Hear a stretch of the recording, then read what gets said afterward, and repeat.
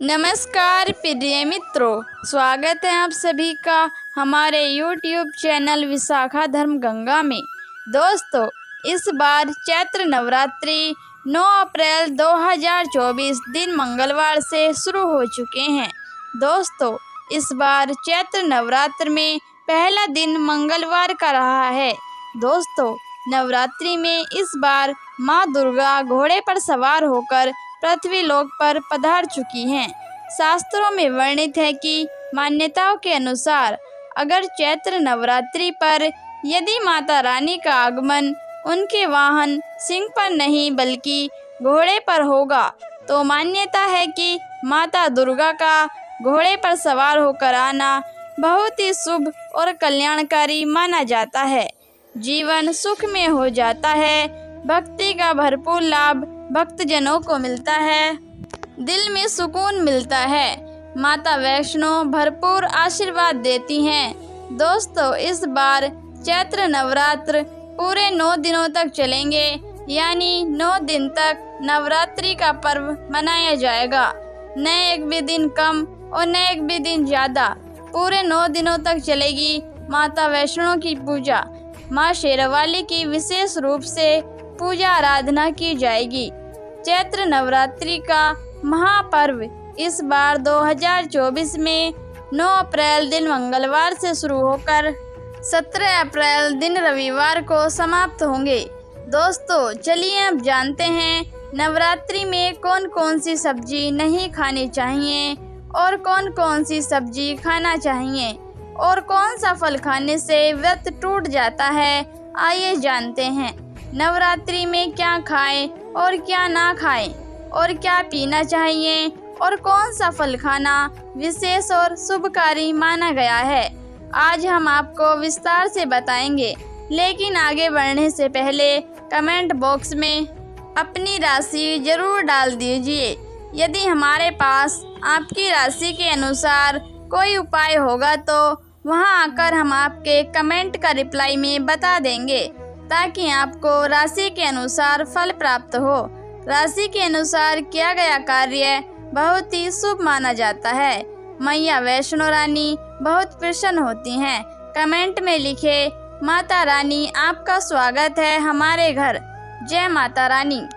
माता रानी के लिए एक लाइक जरूर करें। माता वैष्णो रानी के लिए एक लाइक तो बनता है। दोस्तों, शास्त्रों के अनुसार बताए गए व्रत चाहे किसी भी प्रकार की क्यों ना हो, उनसे जुड़े नियमों का पालन करना अति आवश्यक माना जाता है, क्योंकि जो मन के मुताबिक किए गए कार्य संघर्ष नहीं कहलाते कि मनोकामना को पूर्ण करने के लिए थोड़ा सा संघर्ष यानी कि तपस्या तो करनी ही पड़ती है। इसीलिए ऐसी मान्यता है कि व्रत को पूर्ण विधि विधान से किया जाना चाहिए, तब आपको व्रत का पूर्ण लाभ फल प्राप्त होता है और अति उत्तम और शीघ्र दीर्घायु वरदान प्राप्त होता है।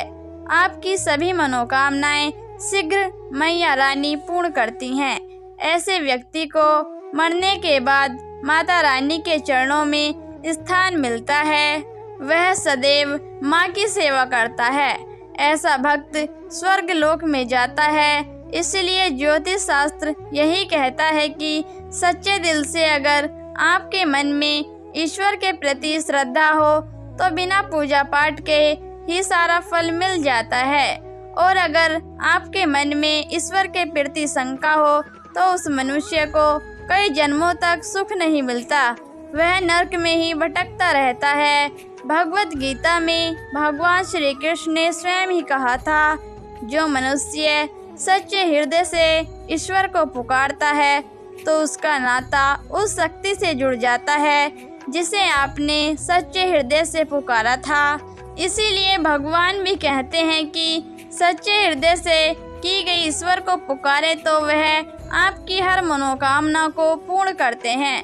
दोस्तों, कई लोग ऐसे होते हैं जो भगवान के सामने घंटों पूजा पाठ करते हैं तथा रोते हैं, फिर भी भगवान उनकी कभी नहीं सुनते।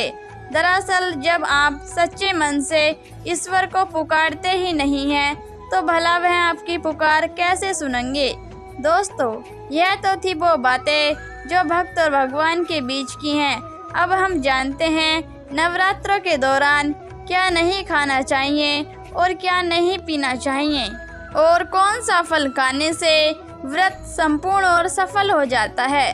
तो दोस्तों, वीडियो में आगे बढ़ें उससे पहले माता दुर्गा आपके इस वीडियो को जो भी लाइक और चैनल को सब्सक्राइब करे उसके जीवन में कभी दुख दर्द मत आने देना। दोस्तों, चाहे मर जाना, भूल कर भी नवरात्रि के दिनों में पानी पूरी कभी मत खाना, क्योंकि इस दिनों कभी कभी बीच में शुक्रवार आ जाता है और शुक्रवार को माता संतोषी का व्रत कहा जाता है। माता संतोषी खट्टी चीज खाने वाले व्यक्ति से हमेशा क्रोधित रहती हैं, नाराज रहती हैं, क्योंकि नवरात्रों में माता संतोषी जागृत अवस्था में हो जाती हैं। माता संतोषी की शक्ति नवरात्रों में कई करोड़ गुना बढ़ जाती हैं। नवरात्रों में जब शुक्रवार आए तो इमली नहीं खानी चाहिए। माता संतोषी नाराज हो सकती हैं, आपको दंड दे सकती है। नींबू नहीं खाना चाहिए। वैसे तो नवरात्र के व्रत में नींबू खा लेना चाहिए, पर अगर शुक्रवार हो तो माता संतोषी के क्रोध से बचने के लिए नींबू नहीं खाना है। इस दिन नींबू का त्याग करना चाहिए। दोस्तों, पानी पूरी क्यों नहीं खानी चाहिए? क्योंकि उसमें लहसुन प्याज होता है और खट्टा भी होता है, जो व्रत को भंग कर सकता है, पाप लग सकता है। ध्यान पूर्वक अगर आप शुक्रवार को खट्टा नहीं खाते हैं तो माता संतोषी आपको धन धान्य से माला माल कर देती हैं, आपके घर में अपना वास बना लेती हैं। बस शुक्रवार के दिन नवरात्रों के दिनों में इस चीज का त्याग करना चाहिए, पालन करना चाहिए। नवरात्रों में लहसुन प्याज और खट्टा नहीं खाना चाहिए। फिर चाहे आपने व्रत भी नहीं रखा है, फिर भी आपको शुक्रवार के दिन या अन्य दिनों में लहसुन प्याज नहीं खाना चाहिए। लेकिन हाँ, पानी पूरी खा सकते हैं, वह भी जब नवरात्रि समाप्त हो जाएं। दोस्तों, नवरात्रि के दिन से जरूर खाना चाहिए। शास्त्रों में बताया गया है कि भगवान के भोग में सेव आदि जरूर अर्पित किया जाना चाहिए। अगर आप व्रत करते हैं तो आपको सेब जरूर खाना चाहिए। केला, पपीता, तरबूज और मीठे अंगूर जरूर खाने चाहिए।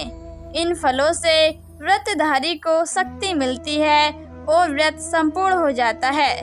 शास्त्रों में बताया जाता है कि नवरात्रि के दिनों में सीताफल जरूर खाना चाहिए। सीताफल खाने से 25 ऐसी बीमारियां हैं जो खत्म हो जाती हैं। माना जाता है नवरात्रों के दिनों में सीताफल का घर में प्रवेश होना बड़ा ही शुभ माना गया है। सीताफल खाने से नवरात्रि का व्रत सफल हो जाता है, क्योंकि इसमें माता सीता का आशीर्वाद मिला हुआ होता है। माना जाता है भगवान राम के वनवास के दौरान माता सीता ने यही फल खाया था। नवरात्रि के दिन जो भी इसे खाता है उसे दुखों का सामना नहीं करना पड़ता। सीताफल आपको जरूर खाना चाहिए। माता सीता प्रसन्न होती हैं और आशीर्वाद देती हैं।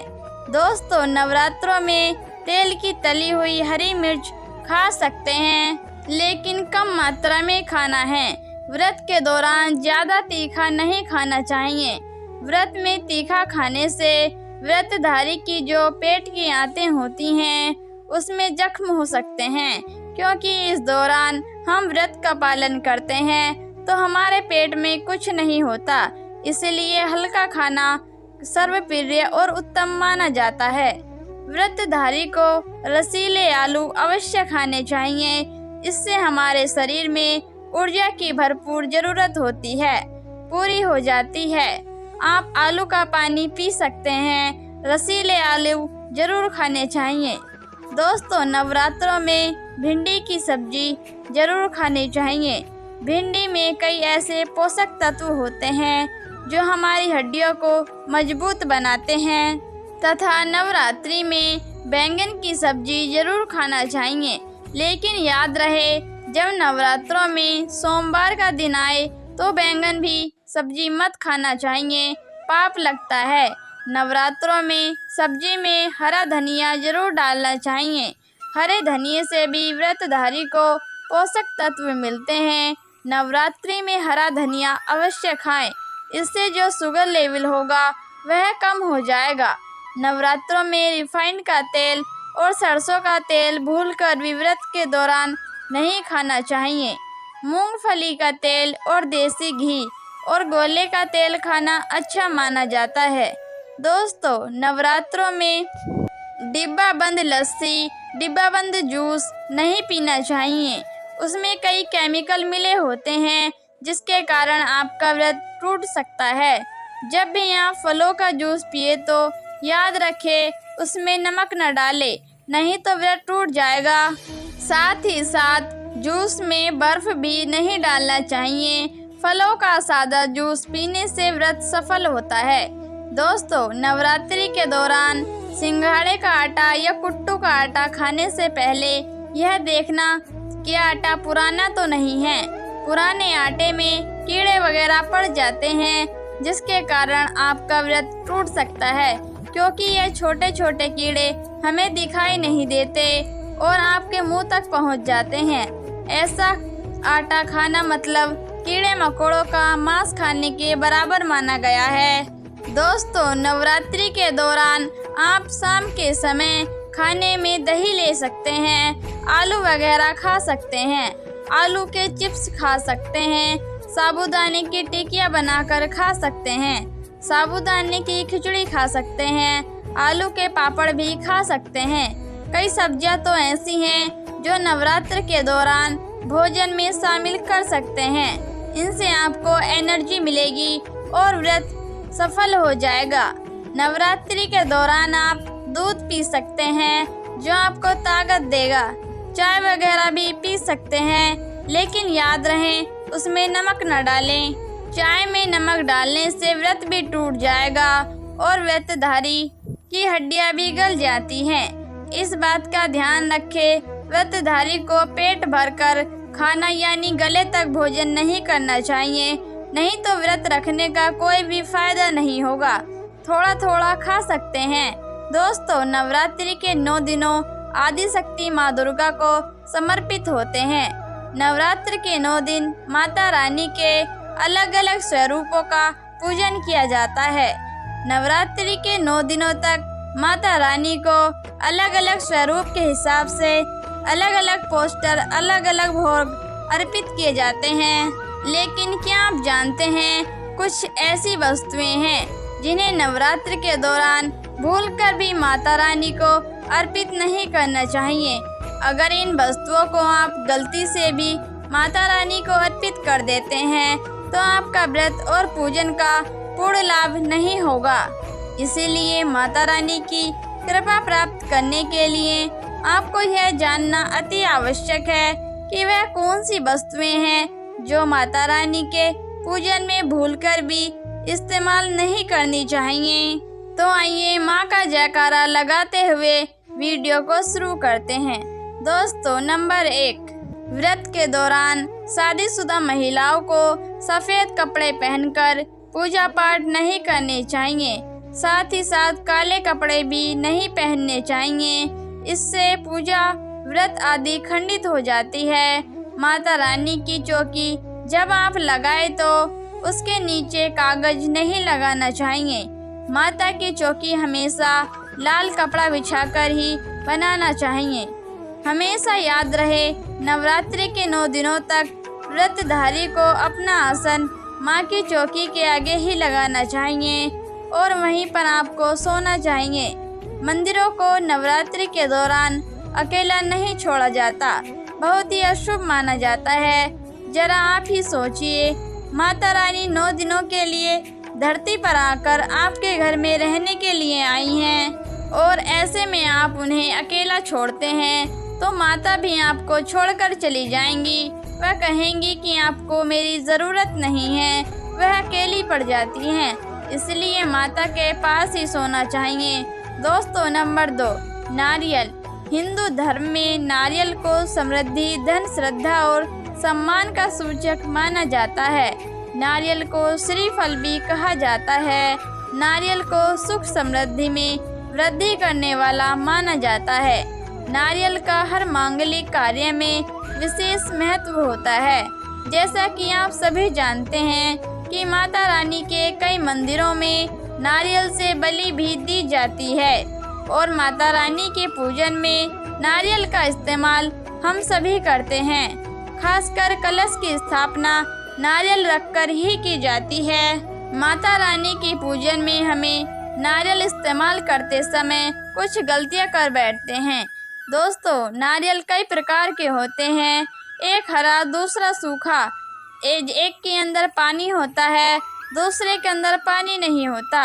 माता रानी के पूजन में सदैव पानी वाला और जटा वाला नारियल ही इस्तेमाल करें। नारियल पूर्ण होना चाहिए, नारियल चटका हुआ या टूटा हुआ नहीं होना चाहिए, क्योंकि साबुत नारियल पवित्रता का प्रतीक होता है। साबुत नारियल ही सुख समृद्धि का प्रतीक होता है। साबुत नारियल को ही श्रीफल यानी कि माता लक्ष्मी का फल कहा जाता है। नवरात्रि में माता रानी के कलश की स्थापना करते समय जटा वाला यानी कि पानी वाला नारियल ही कलश पर स्थापित करना चाहिए। साथ ही यह ध्यान रखना चाहिए कि नारियल को सदैव कलश के ऊपर लेटा कर रखना चाहिए। घट स्थापना करते समय कभी भी नारियल को खड़ा करके नहीं रखा जाता है। नारियल को सदैव लेटा कर कलश के ऊपर रखा जाता है। साथ ही नारियल को स्थापित करने से पहले आप नारियल को लाल कपड़े में लपेटकर उस पर और फिर लाल चुनरी ओढ़ाकर आप नारियल को कलश के ऊपर स्थापित करें।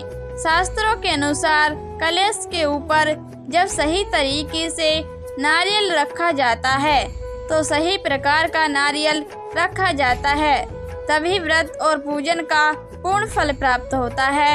यह भी ध्यान रखें कि महिलाएं माता रानी को नारियल अर्पित कर सकती हैं, लेकिन कभी भी माता रानी के सामने नारियल को भूलकर भी न तोड़े, क्योंकि नारियल बीज से रूप होता है और स्त्रियां बीज रूप से ही शिशु को जन्म देती हैं। इसलिए कभी भी महिलाओं को नारियल नहीं तोड़ना चाहिए। दोस्तों, नंबर 3 है लौंग। लौंग हम सभी माता रानी के पूजन में इस्तेमाल करते हैं, लेकिन लौंग का इस्तेमाल करते समय एक बहुत बड़ी गलती कर बैठते हैं। हमेशा ध्यान रखना चाहिए कि माता रानी को सदैव फूल वाली पूरी लौंग ही अर्पित करनी चाहिए।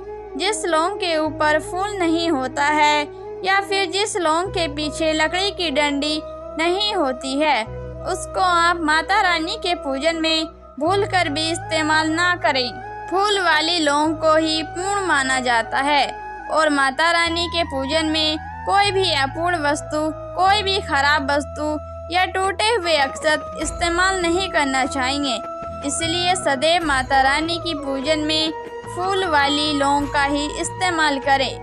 दोस्तों, नंबर 4 है तुलसी। तुलसी के पत्ते अर्पित नहीं करने चाहिए। माँ दुर्गा की पूजा में तुलसी पत्र का इस्तेमाल करना वर्जित माना गया है। तुलसी पत्र के अलावा भी माता रानी को अर्पित नहीं करनी चाहिए और दूबा भी माता रानी को अर्पित नहीं करनी चाहिए। दूबा घास भगवान श्री गणेश को अति प्रिय है। नवरात्रि में आप भगवान गणेश को दूबा अर्पित कर सकते हैं। भगवान जी को तुलसी के पत्ते अवश्य अर्पित कर सकते हैं, लेकिन माता रानी को भूलकर भी तुलसी के पत्ते या दूबा आप अर्पित नहीं कर सकते। माता रानी को सफ़ेद फूल भी अर्पित ना करें। माता रानी को सदैव लाल रंग के फूल अर्पित करने चाहिए। लाल रंग के फूल माता रानी को अति प्रिय है। खासकर माता को गुड़हल और कमल के फूल अति प्रिय है। शास्त्रों में बताया जाता है कि घर में माता रानी की 2 या 3 मूर्तियां या फोटो नहीं होने चाहिए। इस बात का भी आप विशेष ध्यान रखें कि माता रानी के पूजन में कोई भी खंडित चीज इस्तेमाल ना करें, जैसे कि चटका हुआ या टूटा हुआ दीपक या फिर चटका हुआ कोई बर्तन। साथ ही यह भी ध्यान रखें कि लोहे और प्लास्टिक के बर्तन आप माता रानी के पूजन में इस्तेमाल ना करें, क्योंकि प्लास्टिक के चाइनीज बर्तन हड्डियों के द्वारा मिलकर बने होते हैं। ऐसा ना करें। ऐसे बर्तनों को माता रानी के पूजन से सदैव दूर रखें। माता रानी को जो पुष्प अर्पित कर रहे हैं उन्हें सूंघे नहीं। सूंघे हुए फूल या गिरे हुए फूल या फिर मुरझाए हुए फूल माता रानी को अर्पित ना करें। साथ ही साथ दोस्तों, व्रत रखने वाले व्यक्ति को दाढ़ी, मूंछ और बाल नहीं कटवाने चाहिए। 9 दिनों तक नाखून नहीं काटने चाहिए। अगर अखंड ज्योति जला रहे हैं तो इन दिनों घर खाली छोड़कर नहीं जाएंगे। साथ ही साथ खाने में प्याज, लहसुन और नॉनवेज न खाएं। 9 दिन का व्रत रखने वालों को गंदे और बिना धुले कपड़े नहीं पहनने चाहिए। साथ ही साथ व्रत रखने वाले लोगों को बेल्ट, चप्पल, जूते, बैग जैसी चमड़े की चीजें इस्तेमाल नहीं करनी चाहिए। साथ ही साथ फलाहार एक ही जगह पर बैठकर ग्रहण करें। नवरात्रि के 9 दिन माता दुर्गा की भक्ति करने के लिए होते हैं। माता के भक्तों को इस दौरान काले रंग के कपड़ों को पहनने से बचना चाहिए। दोस्तों, यदि आप माता रानी के सच्चे भक्त हैं तो माता रानी की वीडियो को लाइक करके कमेंट बॉक्स में जय माता रानी जरूर लिखें।